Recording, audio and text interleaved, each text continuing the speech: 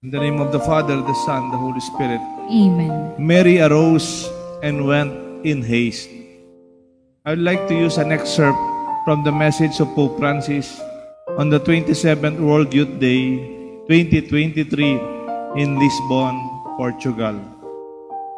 Immediately after the Annunciation in the Gospel, after receiving Jesus in her womb,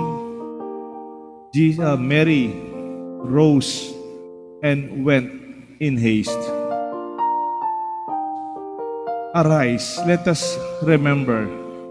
He speaks to us of getting up from our slumber, waking up to the life around us that we are called. I remember an earlier World Mission Sunday, World Youth Day in Panama, if I'm not mistaken. Pope Francis challenged the young to go beyond the comfort of the sofa. Ang tawag ni Pope Francis, go beyond your sofa comfort. Kasi ngayon, uso sa mga kabataan, nakahiga, nagme-message, nagsa-surfing sa internet.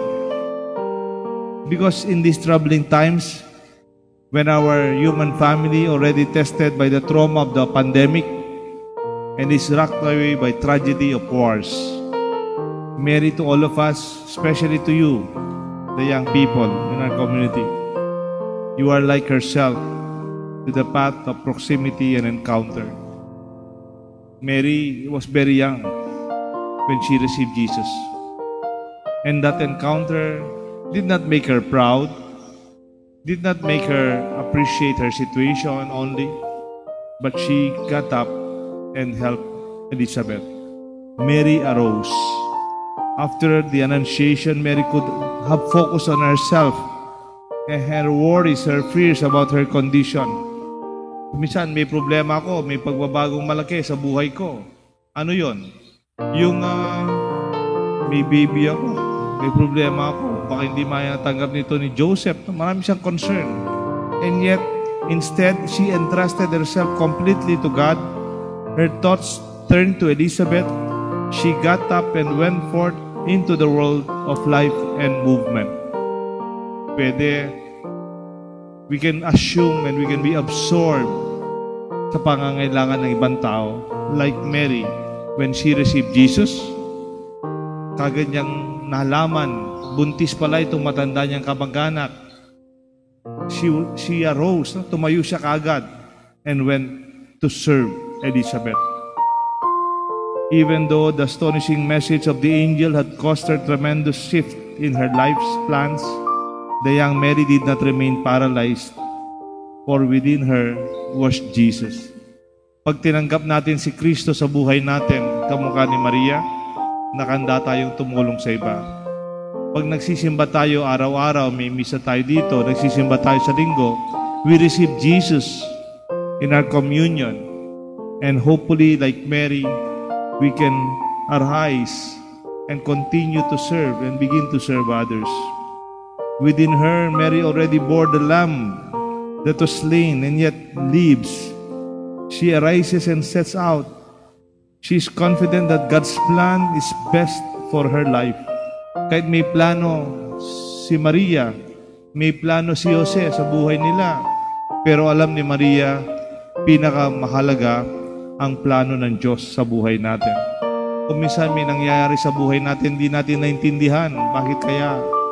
Bakit kaya ganito? May plano kami, pero naiiba. And then when you see the hand of God orchestrating your life, say, Amen. I am a handmaid, servant of the Lord. Let your word be done unto me. Mary became the temple of God, an image of the pilgrim church, a church that goes forth for service, a church that brings good news to all.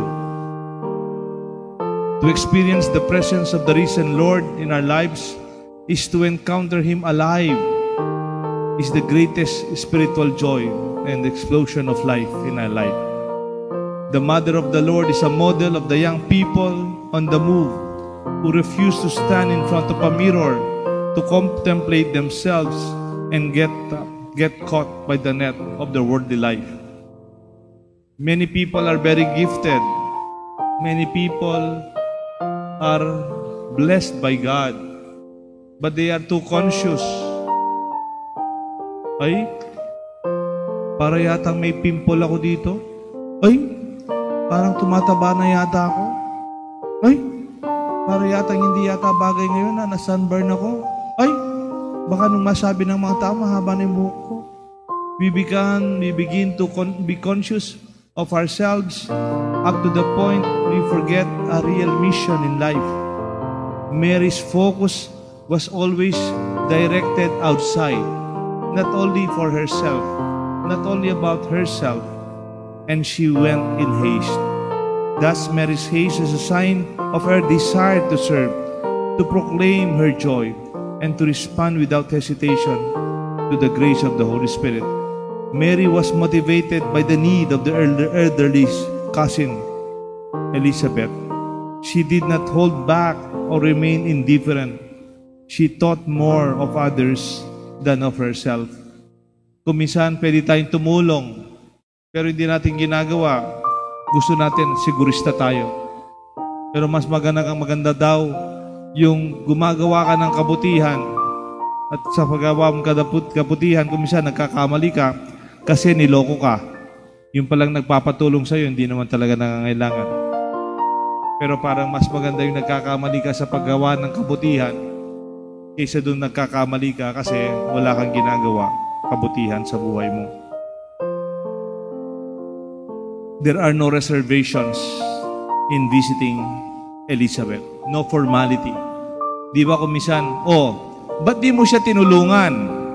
Tapos sasagutan, hindi naman siya nagpapatulong. Naman pasaw, kotsopan ke. Mary was never invited by Elizabeth nor by Zechariah, but she went out of her way to be of service to Elizabeth. She has taken the initiative without an invitation. Kung talagang gusto mong tumulong, huwag ka nang magpaimbita.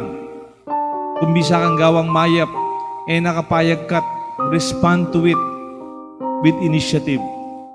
Huwag ka nang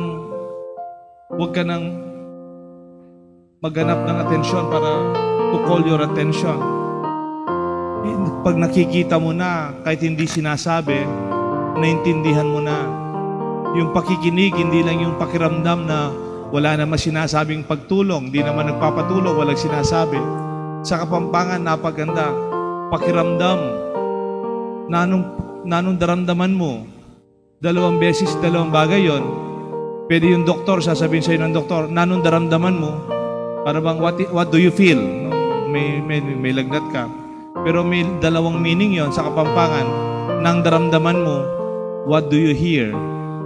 But sometimes, daramdaman is not only about what you hear literally from your ears, pero kung anong nararamdaman ng kalooban mo, may pangangailangan ng taong ito. And then, our capacity to help is a conscious decision to help.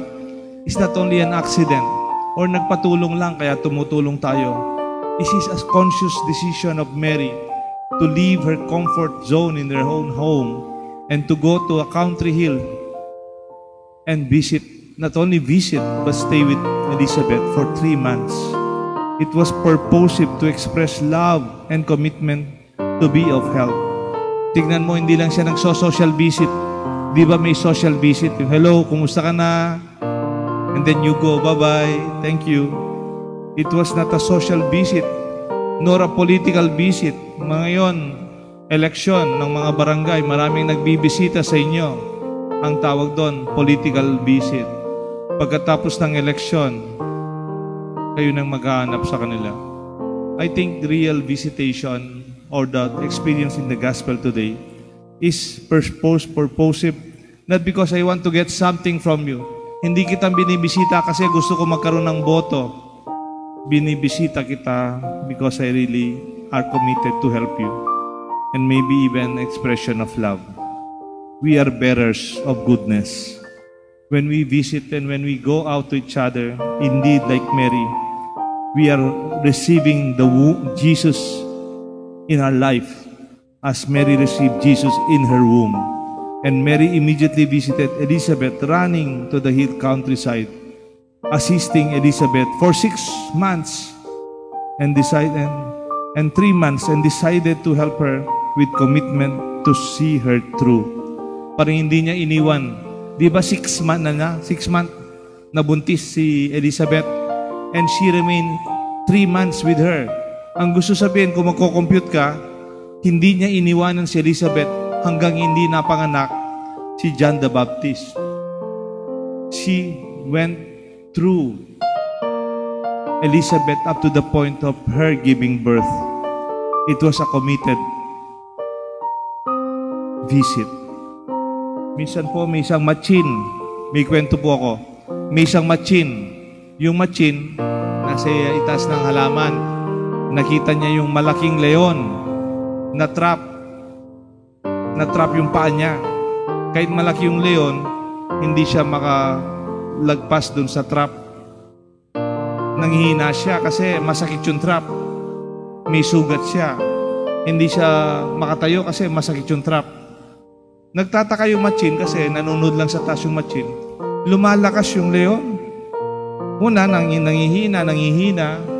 Mamamatay na yung leon na to, sabi ng matchin. Bystander, nanonood lang sa taas ng halaman. Tapos nagtataka itong matchin, pag binabalikan niya itong leon, lumalakas. Hanggang kahit nakaipit yung paa niya doon sa trap, sa katagalan, naghihilom, papaldan niya.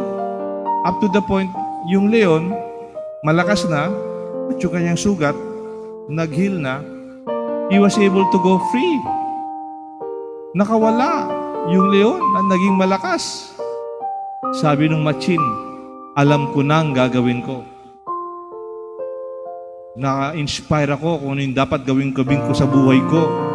Mayroon palang tumutulong na rabbit dun sa leon.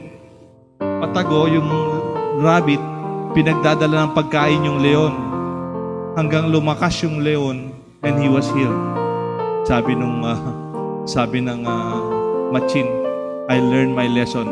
Alam ko na kung ano yung gagawin ko, kung ano yung susundin ko sa buhay ko. Nung nawala na sa trap yung leon, yung matchin, siya yung nagpa-trap.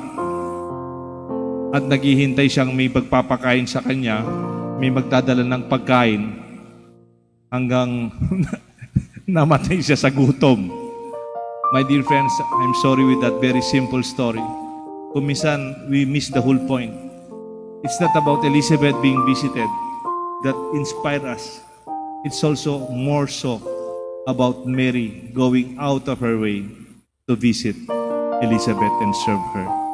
Dapat hindi yung leon ang nagiging example mo, yung rabbit na tumutulong dun sa leon.